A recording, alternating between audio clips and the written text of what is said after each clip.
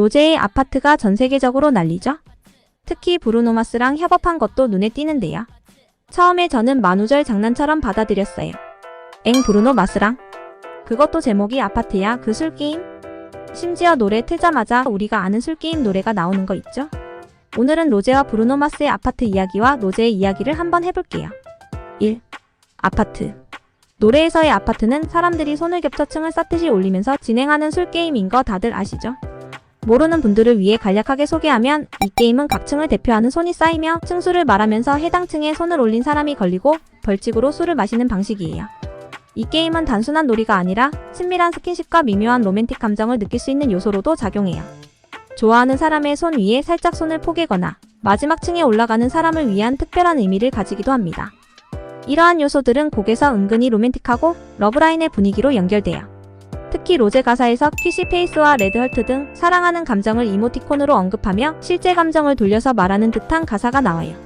하지만 이어 I'm trying to kiss your lip for real과 같은 가사에서 이모지를 넘어서 직접적인 접촉과 실제 감정 교류를 갈망하는 로제의 바람을 담고 있어요. 가사 후반부에는 Meet me at the 아파트라는 아파트에서 만나자라는 구절이 나오며 아파트가 단순한 주거 공간을 넘어 둘이 만날 수 있는 공간이자 사랑과 교류의 장으로 만들죠. 아파트가 단순한 술게임이 아니라 사랑 이야기라는 점이 놀랍지 않나요? 특히 세계적인 아티스트 브루노 마스와 함께 한국적인 술게임 주제로 사랑 노래한다는 점에서 너무 독특하죠. 사실 아파트는 한국에서 흔히 사용하는 아파트먼트의 줄임말로 한국에서는 아파트가 주거의 일반적인 형태로 자리 잡고 있죠. 하지만 서양에서는 주거 방식의 개념이 조금 달라 아파트를 그렇게 줄여 부르지 않아요. 아마 로제는 한국식 아파트라는 단어를 제목으로 사용해 한국 특유의 감성이나 친근함을 부각하는 거죠.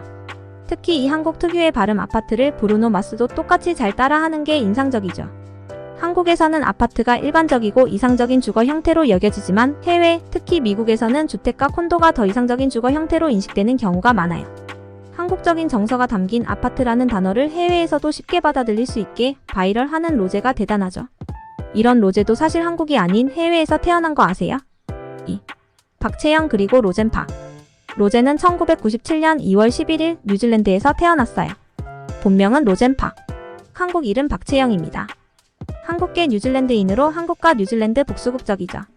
가족은 그녀의 음악적 재능을 키우는 데 큰 영향을 미쳤어요. 특히 아버지는 그녀에게 음악의 중요성을 가르쳐 주셨다고 해요. 아버지는 집에서 자주 음악을 틀어놓고 가족과 함께 음악을 즐기는 시간을 가졌습니다. 이러한 환경은 로제가 자연스럽게 음악에 흥미를 느끼게 만들었고 다양한 장르의 음악을 접할 수 있는 기회를 제공했죠. 특히 아버지가 좋아하는 음악을 통해 로제는 다양한 스타일의 음악을 경험하게 되었습니다. 또 로제는 7살 때부터 피아노를 배우기 시작했는데 아버지가 그녀에게 피아노를 가르쳤다고 해요. 아버지의 지도 아래 로제는 음악의 기초를 배우고 피아노 연주를 통해 음악적 감각을 키울 수 있었어요. 이는 그녀가 나중에 연습생 생활을 하거나 음악적으로 꿈이 흔들릴 때 큰 도움이 되었다고 해요. 호주의 학창시절, 로제는 음악이 단순한 취미를 넘어 자신의 삶의 중요한 부분이라는 것을 깨닫기 시작해요. 그러던 어느 날, YG 엔터테인먼트가 호주 멜버른에서 오디션을 개최한다는 소식을 접하게 돼요. 당시 YG 오디션을 보기 위해 무려 12시간을 운전해 도착했다는 이야기는 이미 팬들 사이에서도 유명한데요. 12시간 걸려 도착한 YG 오디션에서 그녀는 합격했을까요? 3. 로제. 사실 YG 오디션을 고민하고 있던 시기에 아버지가 오히려 오디션을 보라고 응원했다고 해요. 로제는 이 오디션에서 독특한 목소리와 기타 연주 실력을 선보여 수천 대 1의 경쟁률을 뚫고 단번에 합격하게 됩니다. 그녀에게 아버지란 존재는 정말 중요한 것 같아요. 호주 시드니에서 열린 YG 엔터테인먼트의 오디션에서 1등을 차지하며 연습생 생활을 시작하게 돼요. 당시 그녀는 중학교 3학년으로 15세의 나이에 학교를 중퇴하고 2012년 5월부터 YG의 연습생으로 합류하죠. 언어와 문화가 낯선 상황이 처음에는 혼란스러웠다고 해요. 그럴수록 더 매일같이 연습에 몰두했고 연습생 시절 하루에 14시간 이상 연습하는 강도 높은 훈련을 받았어요. 이 과정에서 체력 소진과 부상의 위험이 있었지만 그녀는 끊임없이 연습에 매진했죠. 그녀는 혼자 제일 늦게까지 남아서 연습을 한다는 이야기를 들을 정도로 열정적이었습니다. 연습생 시절 로제는 평소 힘들다는 이야기를 잘하지 않았지만 너무 힘들어서 눈물을 흘린 적이 딱 한 번 있었다고 해요. 이는 그녀가 얼마나 독하게 마음을 먹고 연습했는지를 보여주죠. 그녀는 동료이자 동경하는 팬의 마음으로 리사처럼 되어야지라는 다짐을 하며 자신을 다잡았다고 해요. 그리고 2016년 로제, 지수, 제니, 리사와 함께 블랙핑크가 데뷔합니다.